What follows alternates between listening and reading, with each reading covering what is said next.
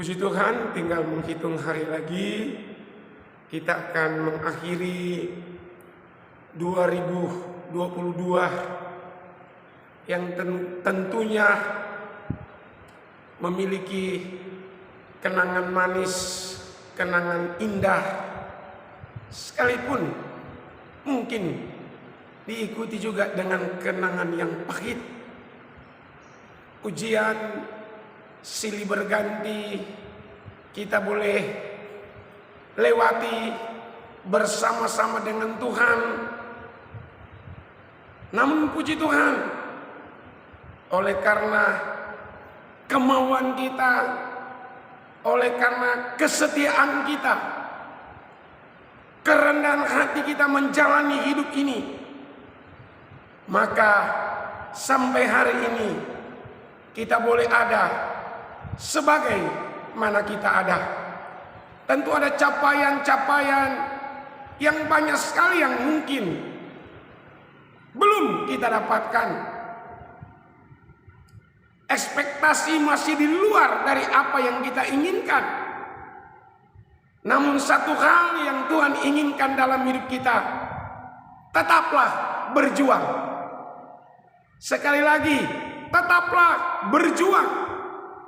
Karena masa depan yang penuh dengan harapan telah menanti setiap orang-orang yang setiawan, setiap orang-orang yang sungguh-sungguh rendah hati menghadapi kehidupan ini, dan senantiasa terus firman Allah tetap menjadi pegangan dalam hidup kita semua untuk kita menghadapi masalah demi masalah, ujian demi ujian, sehingga kemenangan mutlak dimiliki oleh setiap orang yang terus berjuang. Sekali lagi, terus berjuang. Mari kita lihat dalam kitab 2 Korintus pasal yang keempat, ayat yang cukup familiar dengan saya, ayat yang cukup familiar dengan kita semua. Dengan perikop Lembaga Alkitab Indonesia mengatakan, jangan tawar hati juga waktu menghadapi maut. 16 berkata dalam 2 Korintus 4, sebab itu kami tidak tawar hati, tetapi meskipun manusia lahiriah kami semakin merosot, namun manusia batinia kami dibaharui dari hari ke hari. Ini disimpulkan oleh Rasul Paulus ketika dia menggambarkan keadaannya, menggambarkan perjalanannya dalam mengiring dan melayani Tuhan. Dikatakan di sana dalam ayat yang ketiga, jika Injil yang kami beritakan masih tertutup juga, maka itu tertutup untuk mereka yang akan binasa. Penulis ini mengalami satu kondisi di mana ketika dia memberitakan firman Allah, dia banyak mengalami penolakan. Sekali lagi, dia mengalami banyak kali penolakan, tidak diterima, bahkan diusir. Namun dikatakan di sana, dia tetap memiliki semangat berjuang, karena dia tahu orang-orang yang berjuanglah, orang-orang yang berusahalah yang akan mendapatkan kemenangan. Paulus katakan di sini, sekalipun manusia lahiriah kami, kekuatan kami tidak seperti kemarin-kemarin, tidak seperti tahun-tahun sebelumnya.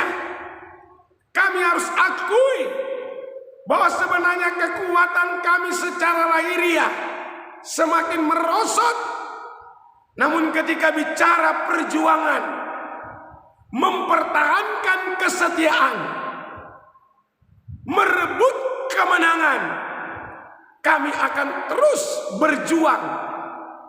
Tentunya berjuang di dalam kebenaran firman Allah, dalam kekuatan kuasa Roh Kudus yang akan memampukan kita ketika kita mengakhiri 2022 ini. Maka saya percaya penyertaan Tuhan akan kita miliki ketika Tuhan masih mengizinkan kita untuk memasuki 2023. Sekalipun banyak pengamat mengatakan, khususnya pengamat di bagian ekonomi, dunia akan semakin menuju kesukaran, termasuk Indonesia akan mengalami resesi yang begitu berat. Tapi saya percaya seperti firman Allah ketika generasi padang gurun mengalami itu di Mesir, seluruh Mesir, daerah Mesir, bangsa Mesir mengalami kesukaran yang sangat-sangat menyakitkan. Namun firman Allah berkata, ada satu daerah di Mesir di mana daerah Mesir semua mengalami tulah. Tetapi Alkitab mencatat ada satu daerah di wilayah Mesir yang tidak dilanda tulah. Kenapa? Karena ada anak-anak Tuhan di sana. Ada generasi-generasi yang benar-benar menjadi kepunyaan Tuhan sendiri. Saya percaya firman Allah kemarin, hari ini, bahkan sampai selama-lamanya pasti akan membela kita semua, pasti akan menolong kita semua. Haleluya.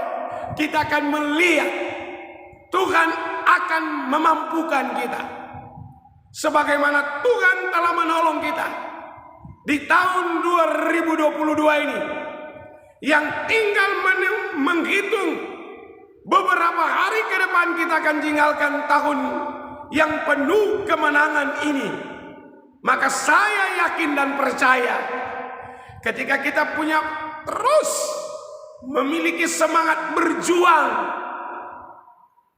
semangat mau maju, semangat mau berubah, firman Allah berkata kemenangan itu pasti menjadi milik bagian setiap orang yang percaya kepada Yesus Kristus.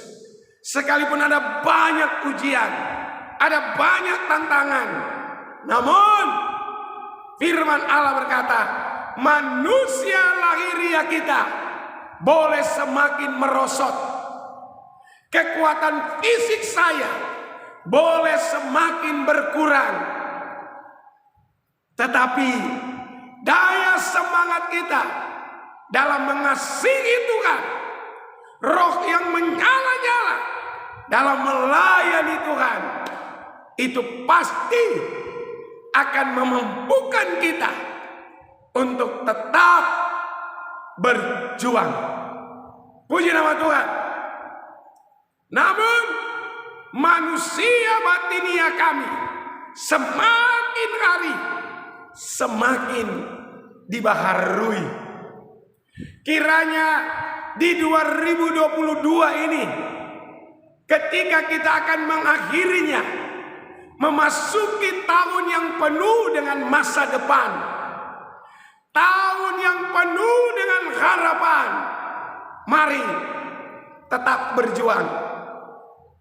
Penulis ini berkata, sekalipun kami mengalami penolakan, tidak dianggap, kami mengalami perjuangan yang luar biasa, namun firman Allah berkata dalam ayat 4, yaitu orang-orang yang tidak percaya, yang pikirannya telah dibutakan oleh ilah zaman ini, sehingga mereka tidak melihat cahaya Injil tentang kemuliaan Kristus yang adalah gambaran Allah. Puji nama Tuhan.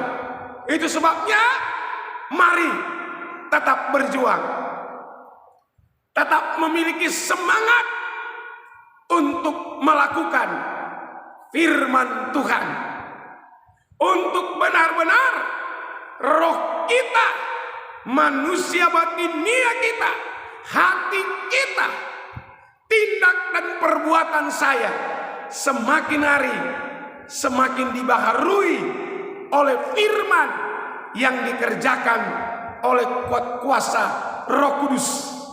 Sekalipun banyaknya ajaran-ajaran sesat yang sedang muncul di penghujung akhir zaman ini, jangan lupa Paulus sudah lebih dahului mengalami kondisi itu. Dia berkata, dia diperhadapkan dengan orang-orang yang tidak percaya. Dia diperhadapkan dengan orang-orang yang hanya fokus kepada ilah-ilah zaman ini. Pengaruh-pengaruh, perubahan-perubahan zaman yang begitu signifikan terjadi, bukan mengarah kepada hal yang positif, bukan mengarah kepada hal yang membangun, namun menuju kepada satu kondisi yang membuat manusia semakin bobrok, semakin hancur moralitas hidupnya. Namun orang yang percaya, orang yang tidak pernah berubah kesetiaannya dalam